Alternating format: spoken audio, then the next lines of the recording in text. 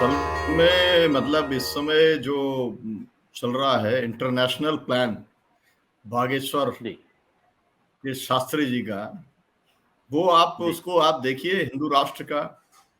तो अभी हिंदू राष्ट्र वो का तो मामला केवल भागवत जी पर आप मत रोकिए, अब वो उसका एक इंटरनेशनल भी एम्बेसडर हो गए हैं और वो वहां पर जाते हैं और दो दो बार उनको पार्लियामेंट में, मतलब ये है कि जी। जिस तरीके से ब्रिटेन ने जिस तरीके से इस देश को बांटा था, जिसे हम कहते हैं साम्राज्यवादियों ने बांटा था, वो एक बार फिर से सपोर्ट कर रहे हैं इस तरीके की एक्टिविटीज का।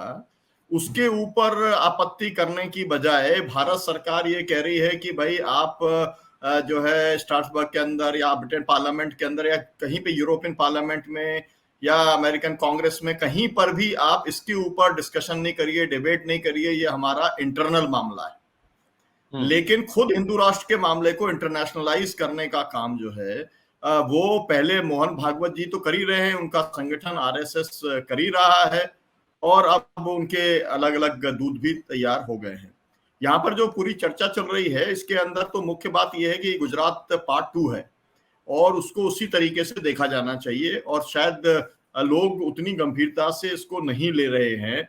और जैसा गुजरात के अंदर जो कुछ हुआ था तब लोगों ने गंभीरता से नहीं लिया था और बाद में जब गुजरात फाइल्स आई और तमाम सारी बातें जब सामने आई तब लोगों को उसकी जो है गंभीरता का मालूम पड़ा था। अभी स्थिति ये है जी। कि अगर पार्लियामेंट के अंदर संजय सिंह ने इसको उठाया और जो है पूरा ऑपोजिशन इस बात के लिए कह रहा है कि भाई पहले प्राइम मिनिस्टर जो है वो अपना इसके ऊपर वक्तव्य दें और सरकार कह रही है कि हम तो जो है शॉर्ट डिस्कशन कराने के लिए तैयार हैं।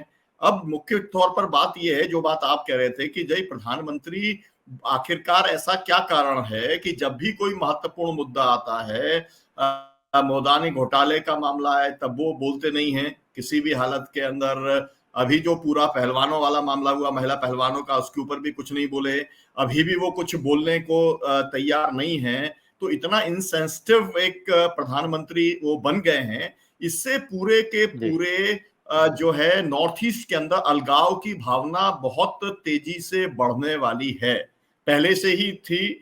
लेकिन एक तरीके से एक सीज फायर हो गया था, एक तरीके का समझौता हो गया था तमाम सारे जो भी वहां पर एक एक्सट्रीमिस्ट ग्रुप्स हैं। लेकिन अब ऐसी स्थिति आ गई है कि अगर मैतेई जो कुछ कर रहे हैं, आपने देखा है कि अब बगल के राज्यों से भी अब उसका रिटेलिएशन शुरू हो गया है और कई जगह पर बहुत बड़े पैमाने पर मिजोरम से अभी मैतेई जो है समुदाय के लोगों को वहां से भागना पड़ा है, उन्हें खदेड़ा गया है। मतलब ये है कि ये जो पोलराइजेशन करने की कोशिश है, जो लगभग 42% जो हिंदू एक उसकी आबादी है, तो वो पूरे नॉर्थ ईस्ट के अंदर एक परमानेंट वोटर जो कि हिंदुत्व के नाम पर वोट करेगा, जो कि एंटी क्रिश्चियनिटी के ऊपर वोट करने का काम करेगा, वो बनाने जी। का एक पूरा चुनावी एजेंडा है और वो रिलीजियस एजेंडा भी है।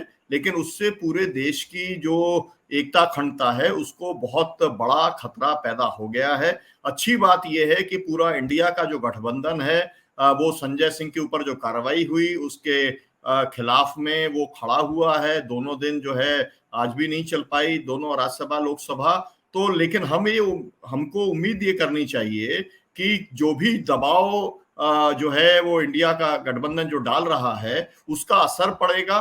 और जिस तरीके से मजबूर हो गए थे एक वीडियो को देख करके 30 सेकंड बोलने के लिए 78 दिन के बाद में, उसी तरीके से जी। प्रधानमंत्री को अपोजिशन मजबूर कर देगा या इंटरनेशनल जिस स्तर के ऊपर प्रेशर बन रहा है उससे ये मजबूर हो जाएंगे कि इनको वक्तव्य देना ही पड़ेगा, पार्लियामेंट में ही देना पड़ेगा, डिबेट के पहले ही देना पड़ेगा। ऐसा मुझको इसमें पूरे तरीके से दिखलाई पड़ रहा है। लेकिन ये बहुत अच्छा जी। है कि कम से कम मणिपुर के अंदर सोशल मीडिया वाले जो चैनल्स हैं वो लोग इस पे डिबेट कर रहे हैं। नहीं तो जो जिस तरीके से कश्मीर को लेकर के रहा कि कश्मीर में जो कुछ होता है लोगों को मतलब नहीं है, केवल इतना ही है कि वो हमारा हिस्सा बना रहे, इंटीग्रल पार्ट ऑफ इंडिया, बस इतना ही है। तो मतलब ये है कि जी। आप वहां की जो जोग्राफिकल जो है वहां पे उस जमीन के ऊपर आप कब्जा रखना चाहते हैं, वहां के लोगों को भारत के साथ में जोड़ने के लिए भावनात्मक तौर पर तैयार नहीं है।